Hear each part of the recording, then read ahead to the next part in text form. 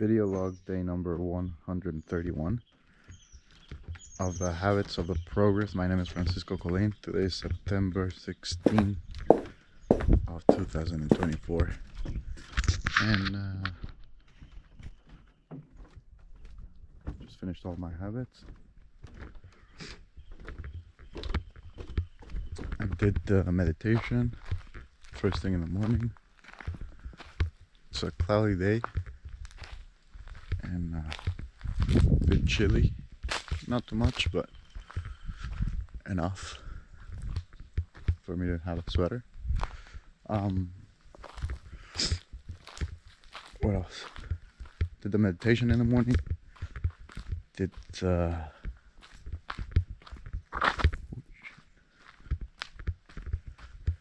habits of the Duolingo. Then I called with another friend from Indonesia, my friend Sultan. He's a cool dude that I met over there when I was staying in a hostel, and we had such a good time. So for his birthday, there's this. Well, I think it's like 10 over there or something like that. Maybe 9 something. No, I think maybe right now it's already 10. But so for his birthday 2 years ago, I think it was 2 years ago. Yeah. Holy shit, time flies. There's this special beverage in Indonesia. Well, the most famous one over there, it's called arak, and it's kind of like some sort of like hard liquor.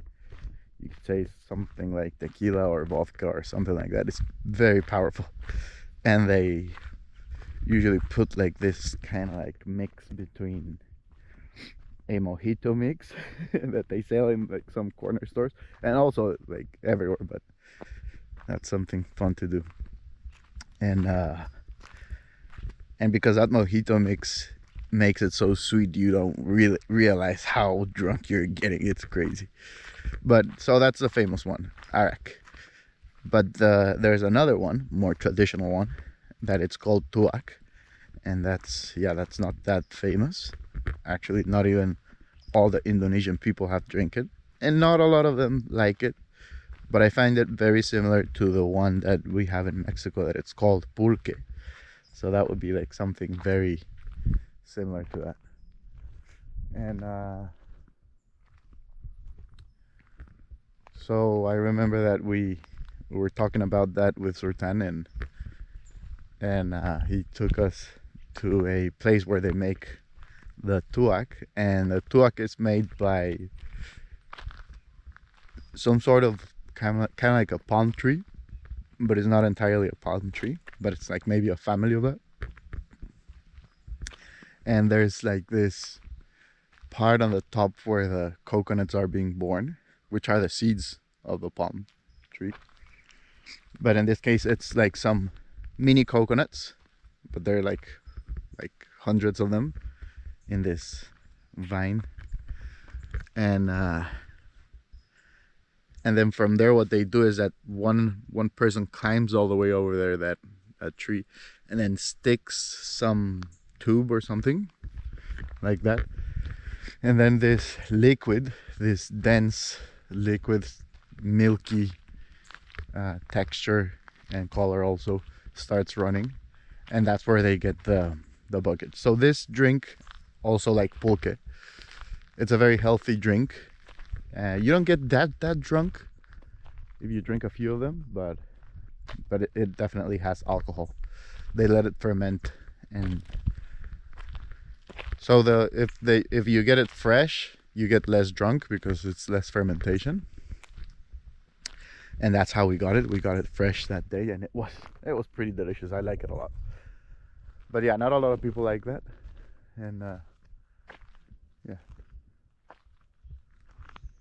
So did that tuak, and that was delicious. So he called me early in the morning. I guess he was a little drunk already, drinking some shots of tuak. Video call. So that was really nice. And wait, do I have battery? 67%. Let's go. So yeah, I was just remembering those things because it was a mission. After that, then we went to his house and we had like his birthday with his family, and I met his daughters and his wife, and it was so good. We bonded really cool. So we're still friends till the day, and with Tony, of course, we were together. So it was such a nice thing actually that happened. And so then I did my Duolingo. Then I started reading my James Bond book, Ian Fleming, From Russia with Love. Still James Bond hasn't appeared yet in the book. Just they're talking about him, and they're talking about like how are they gonna get him, the Russians. Oh, check it out. I find it. Clover, check this out. Good girl. Oh, she was looking for something like that. And then I did my book. Then I did my writing in French. And when I was done with that, I did my journaling. And yesterday I was checking at some video of a dude that was saying, but he was like a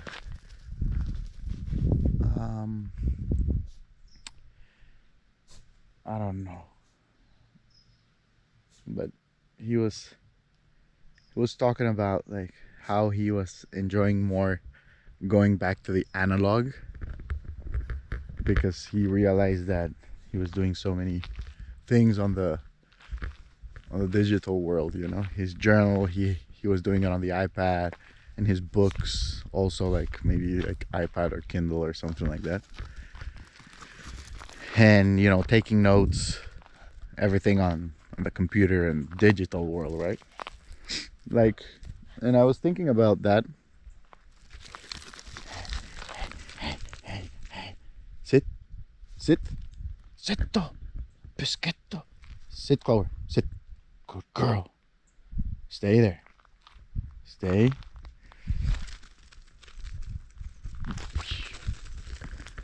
Such a good girl. And then I was thinking about that, but like, I'm from an era that it was like kind of like the beginning, not the beginning, but definitely we didn't have iPads when I was a kid, you know. That sounds so old, but that's true, you know. When I was like a teenager, the first iPhone came up. So yeah, most of my life I've been, since I was a kid, like just enjoying reading in like regular books. That guy that I'm talking about, the video, he's probably like 50 or something like that, and he was already so used to, like a lot of people are so used to digital things, you know. It's nice to adapt and everything, but I don't know when was it, also when I was a teenager or maybe even younger, that I saw something. I saw something that it said that if you like reading and writing, like just in a personal, with a pen or pencil, whatever, but doing it with your hand, creates several neuronal connections that are not created when you are typing on a machine. You know, it could be a typewriter or computer or iPad or whatever.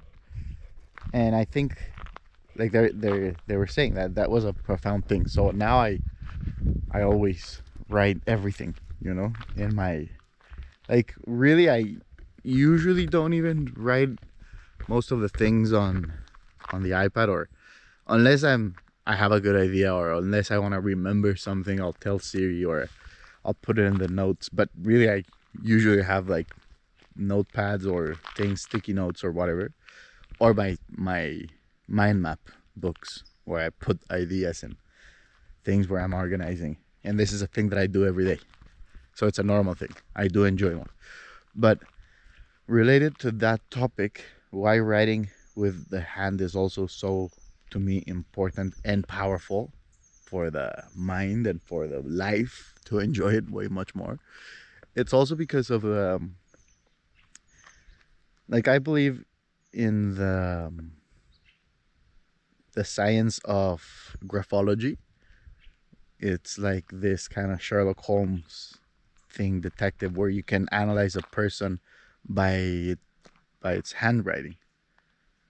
You know, so however the people write, it's kind of like their emotions in that moment, and not only their emotions, but the way they think, the way they act, the way they think about themselves in this world, just because of the shape, or basically the shape of the letters. Every single letter in the vocabulary has a way we interpret it when we're writing, and also the signature. Our signature is like the way we express ourselves in this world, society, and I think that's very important. I changed my signature when I knew this information, because I thought, like, well, maybe it's a little experiment that I can do, you know. I don't know. Anyways, I do like the analog, of course, but of course, like, the digital is also cool.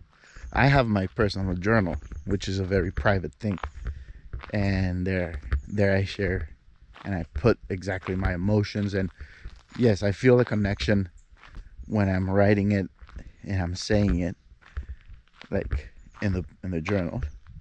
But you know, it's a different thing than me recording this video log.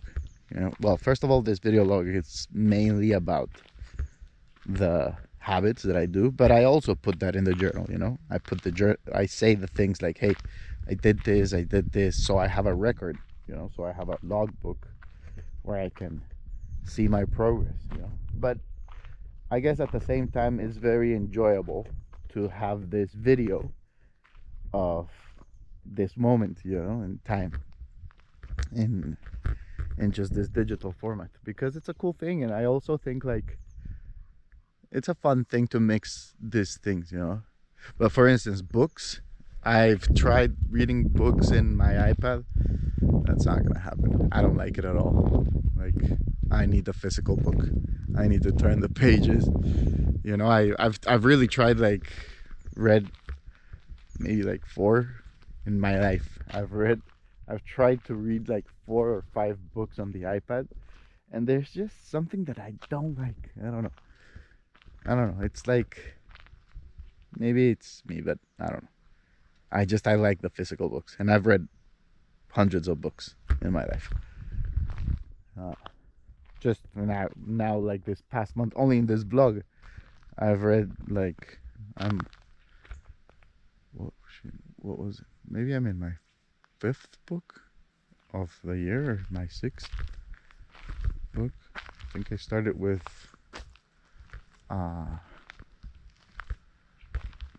it was, what's the name of this? No, I was gonna say the Anatomy of an Epidemic, but no, I did read that book, and it was a pretty good book. But no, it was something about this guy. Well, fuck, I don't remember. It starts with an A. Holy shit! What is it? I bought this book in the airport when I was in Chicago this December, and from there I was like, oh, I want to read something cool. So I got that book. But I was reading another one. I don't remember. Man, I've been reading, like, that's another thing. I haven't stopped reading since, I don't remember when was the last time that I was not reading for a long time. You know, maybe at the most, like, I might not read, or I might not finish a book in maybe like 4 months. That's like the longest that it has taken me to finish a book in the past, like, years that I remember. But no, maybe more. No, yeah, like 4 months that I haven't, like, finished a book. But I usually finish a book, like, these books that I've been doing, I've been finishing them in what, maybe 2 weeks, maximum 3 weeks. So that's like 20 days, depending on the book, of course. But like, for instance, the Book of Dune, I finished it in like a month, more or less. Then this book of James Bond, I'm about to finish it too, you know. Dude, did I put the... Yo, I didn't put a timer, man. What the fuck? I thought I put a timer. Jesus, it's 15 minutes already. Alright, peace. I'm just gonna stop talking about the books. Alright, nice. Sayonara.